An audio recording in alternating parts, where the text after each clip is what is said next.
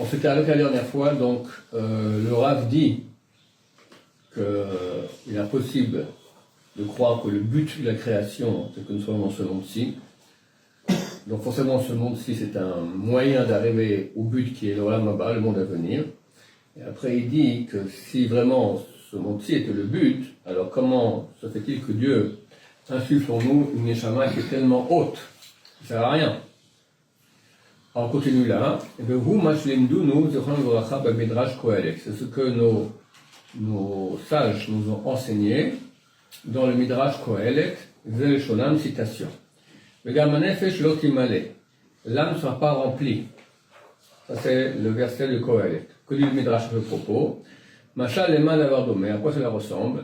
La ironie, un habitant de ville, un bourgeois on va dire, bon, un type normal dans une ville, chez Nassa Bakmeler, qui s'est marié avec la princesse.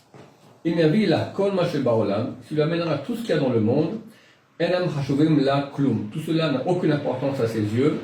Chez Bakmeler, c'est une fille de roi, c'est la princesse, elle est habituée à tout ce que tu amèneras, c'est rien, c'est l'hors d'œuvre de son repas, d'accord, c'est absolument rien.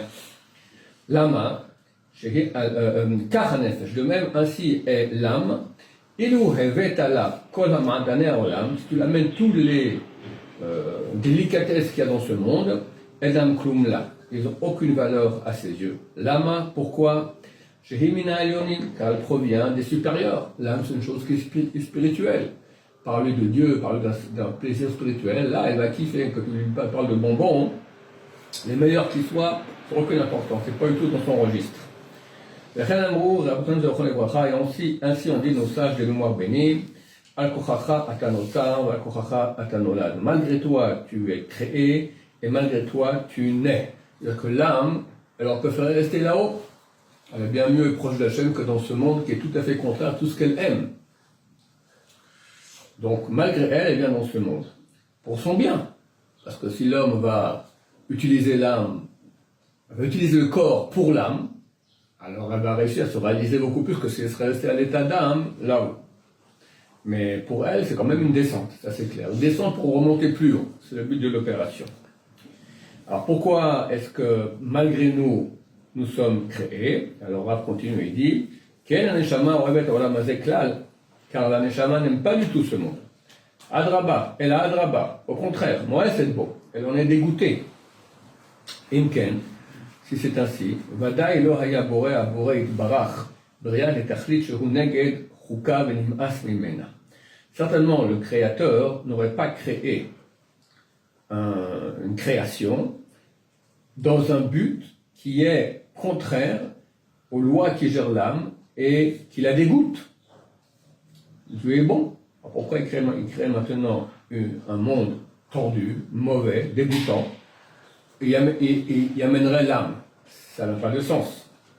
Elle a briato chez l'Adam, mais il faut dire que la création de l'homme, et Matsavo, elle est pour sa situation dans le monde à venir. C'est pour cela qu'il a reçu une neshama, cette neshama, qui l'a raoui la avod, car pour elle, ça vaut la peine de travailler, de peiner, et grâce à elle, il pourra recevoir sa récompense à l'endroit et au moment venu, donc dans Olam Haba. Et ainsi, ce monde-ci ne sera pas dégoûtant pour la Neshama.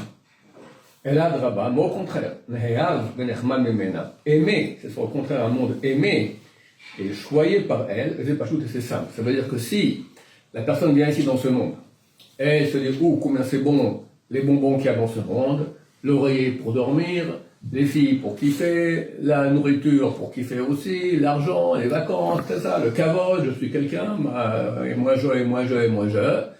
Alors là, ça sert à rien, parce que c'est pas ta réalité, c'est une réalité de Olam Hazé. La Neshama est dégoûtée par cela.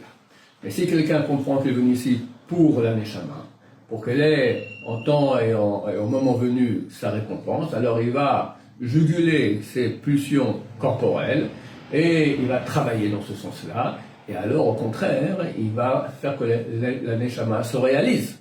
Donc, dès lors, ce monde, il devient quelque chose de bien pour la Neshama. C'est un monde qu'elle n'aime pas, mais elle comprend qu'elle doit passer ici pour se réaliser, dans l'épreuve qu'on aura, chacun de nous, pour juguler nos pulsions anti-Torah, nos pulsions corporelles, et aller dans le sens de la Neshama. À ce moment, ça ne sera plus un monde dégoûtant, mais un monde, on va dire, nécessaire pour la Neshama, pour arriver à Olam Haba. Veine, et voici. Achar sheyadanu zet, après que nous avons appris cela, Navin miyad chomer mitzvot, on va comprendre immédiatement la gravité des mitzvot, Achar alenu, qu'il y a sur nous, que nous avons l'obligation de faire. Vikar ha'avoda achar be'adenu, et la valeur précieuse du service qu'on a dans notre main, le service de Dieu qu'on a dans notre main. Kine, car voici, Elehem ha'imtsaim ha'mevi'im otanu el hashemot ha'ameti.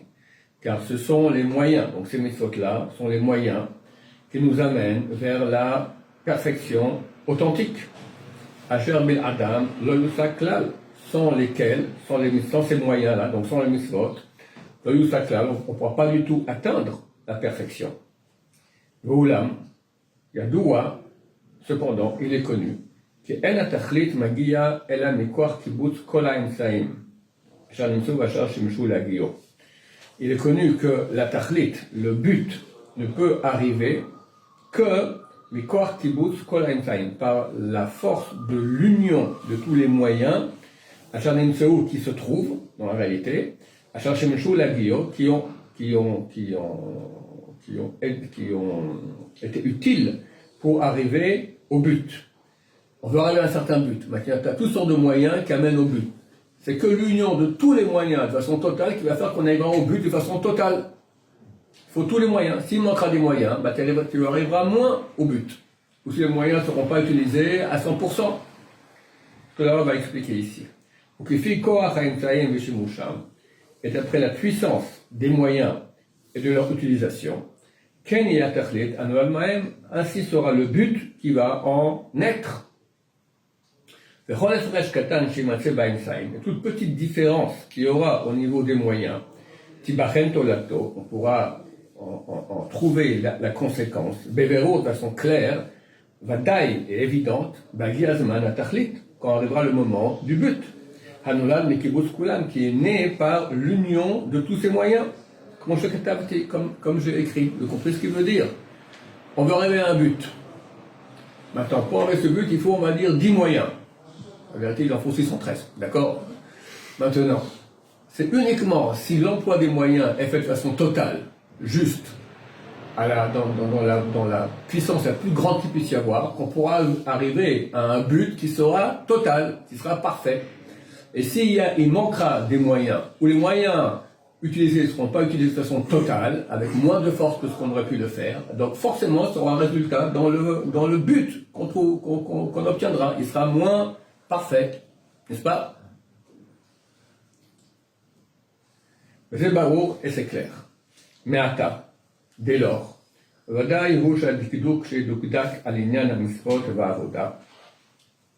lors, il est clair que dikdouk, c'est le être pointilleux. Je ne sais pas comment on dit le substantif, le pointillage, d'accord? C'est pas du français, mais tant pis. Méticuleux.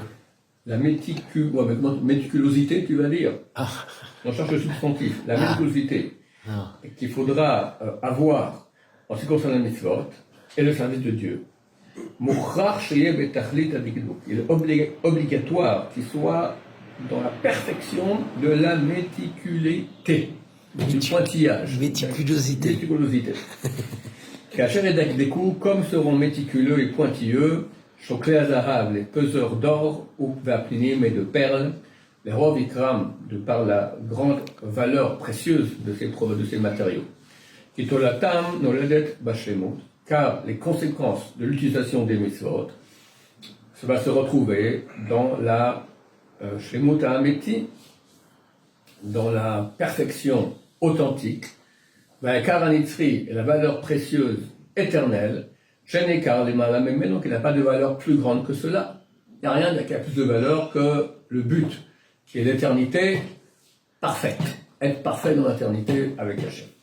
Donc c'est une valeur phénoménale, on ne peut pas dire, d'accord, on parle de l'infini. Dès lors, pour accéder à cela, on voit que tout dépend des moyens qui sont mis en œuvre pour y arriver. Dès lors, il faudra qu'on mette tous les moyens en œuvre. Donc ce sont les mitzvot, de façon totale, de façon la plus puissante qu'il puisse y avoir, pour arriver au but authentique de façon totale. Et s'il y aura moins d'emploi de mitzvot, ou moins bon, alors on arrivera moins bien au but escompté.